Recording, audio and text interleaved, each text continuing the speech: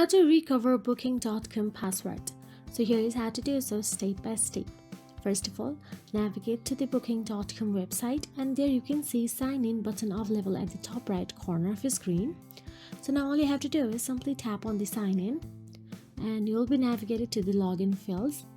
Now here simply type down the email address of your booking.com account that is linked with. So once you type down the email, simply tap on the continue with email option available there. So what happens is every time you try to sign in or log into your booking.com account, it will ask for your OTP code. So you don't need to enter your password even if you have created it. Simply go to the Gmail and enter the OTP it has sent you and you will be logged in.